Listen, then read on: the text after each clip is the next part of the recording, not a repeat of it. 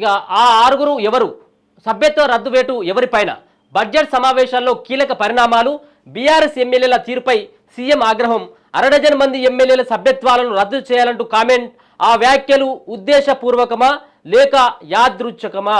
మొత్తానికి మరి ఆయన మదిలో ఉన్నదెవరు, గులాబీ లీడర్లు మొదలైనటువంటి చర్చ. మొన్న జరిగినటువంటి అసెంబ్లీ సమావేశాలు జరుగుతున్నటువంటి సందర్భంలో ముఖ్యమంత్రి రేవంత్ రెడ్డి చేసినటువంటి ఆ వ్యాఖ్యలు ఎవరైతే ఉన్నాయో ఆరుగురిని మరి పూర్తి స్థాయిలో సభ్యత్వాన్ని అంటే ఎమ్మెల్యేగా వాళ్ళ సభ్యత్వాన్ని రద్దు చేయాలంటే వాళ్ళిగా అసెంబ్లీకి రాకూడదు, వాళ్ళు ఎమ్మెల్యేలు కానున్నట్టుగానే పరిగణించబడాలి. ఎందుకోసం అంటే ప్రతిసారి అక్కడికి పోడియం వద్దకు వెళ్ళడం, స్పీకర్ దగ్గరికి వెళ్ళడం, మరి అక్కడ అడ్డుకునేటువంటి సభను అడ్డుకునేటువంటి ప్రయత్నం చేస్తున్నటువంటి సందర్భంలో పూర్తిగా ఆరుగురు ఎమ్మెల్యేల పైన వేటు వాడేటువంటి అవకాశం ఉంటుంది. ఆరుగురు ఎమ్మెల్యేలు ఎవరంటే అంటే మనకు ఉన్నటువంటి సమాచారం ప్రకారం అయితే ఒకరైతే ఖచ్చితంగా పాడి కౌశిక్ రెడ్డి ఖచ్చితంగా ఉంటాడు, కేటీఆర్ ఉంటాడు, హరీష్ రావు 3, దాంతోపాటు జగదీశ్వర్ రెడ్డి 4, ఇక మిగతా ఉన్నటువంటి ప్రశాంత్ రెడ్డి 5. ఇట్లాంటి కొంతమంది ఒక కీలకమైనటువంటి ఒక ఆరుగురిని ఇక మళ్ళీ అసెంబ్లీలకు రానేయకుండా చేయాలనేది మరొక సీఎం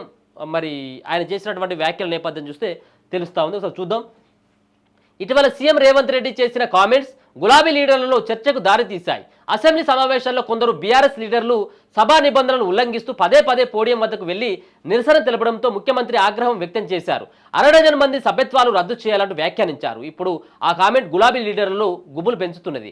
ఏ ఎమ్మెల్యేలను ఉద్దేశించి సీఎం ఈ వ్యాఖ్యలు చేశారు? పదే పోడియం వద్దకు వెళ్లి విమర్శలు ఎదుర్కొంటున్న ఎమ్మెల్యేలు ఎవరు? కేవలం విపక్ష సభ్యులను భయపెట్టేందుకే సీఎం అలా మాట్లాడారా, లేక నిజంగానే ఎమ్మెల్యేల సభ్యత్వాలను రద్దు చేస్తారనే చర్చ బీఆర్ఎస్ నేతల్లో మొదలైంది. ఇక సభ్యత్వాల రద్దు తప్పదా? ఒకవేళ సభ్యత్వాలు రద్దు చేయాలని స్పీకర్ భావిస్తే ముందుగా జరిగే కసరత్తు ఏ విధంగా ఉంటుందన్నటువంటి దానిపైన చర్చ నడుస్తున్నది ఇప్పటికే.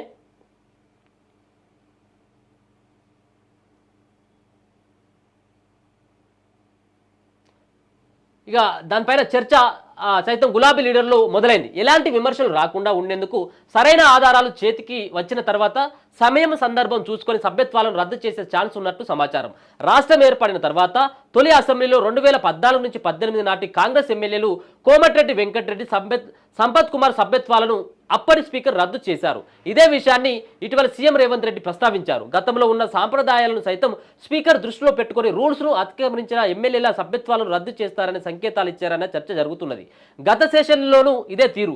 రాష్ట్రంలో కాంగ్రెస్ ప్రభుత్వం ఏర్పడిన తర్వాత గత ఏడాది డిసెంబర్లో 6 రోజుల పాటు అసెంబ్లీ నిర్వహించారు. ఈ ఏడాది ఫిబ్రవరిలో ఓటన్ అకౌంట్ బడ్జెట్ సమావేశాల సందర్భంగా 9 రోజుల పాటు సెషన్ నడిచింది. ఈ 2 సమావేశాల్లోనూ కొందరు బీఆర్ఎస్ సభ్యులు ప్రవర్తించిన విమర్శలున్నాయి. సభా నియమాలను ఉల్లంఘిస్తూ పదే పోడియం వద్దకు వెళ్లి నిరసనలు తెలపడం, అరుపులు కేకలతో సభా ప్రాంగణాలను అడ్డుకుంటున్నట్లు ఆరోపణలున్నాయి. తాజాగా నిర్వహించిన బడ్జెట్ సమావేశాల్లోనూ సదరు ఎమ్మెల్యేల తీరు అదే విధంగా ఉన్నట్టు అభిప్రాయం వ్యక్తమవుతున్నాయి. ఆ జాబితాలో కొత్తగా ఎన్నికైన 2-3 ఎమ్మెల్యేలతో పాటు కొందరు సీనియర్ సభ్యులు సైతం ఉన్నారనే విమర్శలున్నాయి. ఆధారాలు సేకరణ. సభలో విపక్ష ఎమ్మెల్యేల ప్రవర్తనపై పూర్తి ఆధారాలు సేకరించే పనిలో స్పీకర్ కార్యాలయం ఉన్నట్లు తెలుస్తుంది. ఏ రోజుల్లో ఎవరు ఎలా వ్యవహరించారు, ఏ విధమైన భాష వాడారు అనే సాక్ష్యాలను సేకరిస్తున్నట్లు సమాచారం. వాస్తవానికి సభా కార్యక్రమాలు సాగుతున్నంతసేపు లైవ్ టెలికాస్టింగ్ సహజంగా ఉంటుంది. నిరసనలు, స్లోగన్స్, పోడియం ముట్టడించిన దృశ్యాలు మాత్రం లైవ్లోకి వెళ్లకుండా సిబ్బంది జాగ్రత్తలు తీసుకుంటారు. కానీ పోడియం వద్దకు వచ్చే ప్రతి ఎమ్మెల్యే కదలికలను చిత్రీకరించేందుకు ప్రత్యేక కెమెరాలు ఏర్పాటు చేస్తారు. ఆ కెమెరాల్లో రికార్డ్ అయిన విజువల్స్ను ప్రస్తుతం సేకరిస్తున్నట్టు తెలిసింది. సభలో ఉపయోగించిన పౌరుష పదాలు సైతం కెమెరాల్లో రికార్డ్ అయినట్లు సమాచారం. వాటన్నిటిని సమయం సందర్భం ప్రకారం బహిర్గతం చేసే ఛాన్స్ ఉన్నట్లు తెలుస్తుంది. సొంత పార్టీల్లోనే విమర్శలు. కొందరు ఎమ్మెల్యేలు సభలో ప్రవర్తిస్తున్న తీరుపై బీఆర్ఎస్ పక్షం నుంచి విమర్శలు వ్యక్తమవుతున్నాయి. సభా సాంప్రదాయాలను ఉల్లంఘించొద్దనే పదే సూచించినా పట్టించుకోవడం లేదనే ఆవేదన చెందుతున్నారు. దూకుడుగా ప్రవర్తిస్తున్న కొత్త ఎమ్మెల్యేలను కంట్రోల్ చేయాల్సిన మాజీ మంత్రులు మౌనంగా ఉంటున్నారని, కొన్నిసార్లు సదరు ఎమ్మెల్యేలను ఎంకరేజ్ చేస్తున్నారని విమర్శలు వినిపిస్తున్నాయి. అందువల్లే కొత్త ఎమ్మెల్యేలు సభలో ఇష్టానుసారంగా వ్యవహరిస్తున్నారని టాక్ ఉందనేది ఒక వార్తనైతే చూసుకోవచ్చు. మొత్తానికైతే 6 ఎమ్మెల్యేలు ఒక పక్కన కొత్తగా ఎన్నికైనటువంటి ఎమ్మెల్యేలతో పాటు మంత్రుల్లో పనిచేసినటువంటి కొంతమంది పైన వేటు పడేటువంటి అవకాశం ఉంటుంది. సరే, మనం చూసినటువంటి అసెంబ్లీ వేరు, లోపల జరుగుతున్నటువంటి అసెంబ్లీ కూడా వేరే రకంగా ఉంటుంది. అంటే ఒకవేళ కనుక ఎవరైనా ముఖ్యమంత్రి మాట్లాడుతున్నటువంటి సందర్భంలో ప్రతిపక్ష సంబంధించినటువంటి ఎమ్మెల్యేలు అడ్డుకోవడం, అంటే వాళ్ళ మాటలు మనకు వినపడినప్పటికీ వాళ్ళు ఏమంటా ఉన్నారు అంటే కొన్నిసార్లు పౌరుష పదజాలంతో బూతులు మాట్లాడినటువంటి మాటలు మనకు కొన్ని వినపడవు. కానీ సభలో జరిగేటువంటి సన్నివేశాలని ప్రత్యేకమైనటువంటి కెమెరాలు ఉంటాయి, ఆడియో రికార్డ్ అవుతుంది, దాంట్లో వీడియో రికార్డ్ అవుతూ ఉంటుంది. వాటిని అన్నిటిని కూడా స్పీకర్ కార్యాలయం పరిశీలిస్తూ ఉన్నదట. అంటే గతంలో మరి ఇదేమైనా కొత్త సాంప్రదాయం అంటే కొత్త సాంప్రదాయం కాదు ఇది.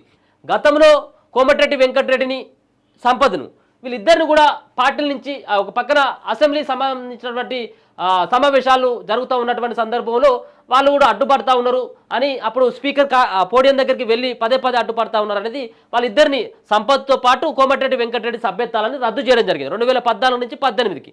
ఇదే సాంప్రదాయాన్ని కొనసాగించాలని చెప్పేసి రేవంత్ రెడ్డి సైతం కూడా దీనిపైన ఒకసారి స్పీకర్ దృష్టిలో పెట్టుకోవాలని చెప్పేసి ఆ రోజు మాట్లాడినటువంటి మాటలు చూస్తే కన్ఫామ్గా మరి దీనిపైన మరి పక్కాగా అటువంటి చర్యలే ఉండేటువంటి ఆస్కారం అయితే స్పష్టంగా కనబడతా ఉంది. ఒక పక్కన ఆన్ ద కెమెరాలు ఉన్నాయి, ఆన్ ద కెమెరాలోనే వాళ్ళు మాట్లాడుతున్నటువంటి బూత్ మాటలు కొన్ని మనం వినబడతా ఉన్నాయి. దానం నాగేందర్ కావచ్చు, పాడి కౌశిక్ రెడ్డి కావచ్చు, ఇంకా కేటీఆర్ కావచ్చు, ఇట్లాంటి కొంతమంది మాట్లాడుతున్నటువంటి ఒక పౌరుష పదజాలంతో మాట్లాడుతున్నటువంటి మాటలు మనకు వినపడ్డాయి. కానీ వినపడినటువంటి ఇంకా వందల పదాలు ఉన్నాయి.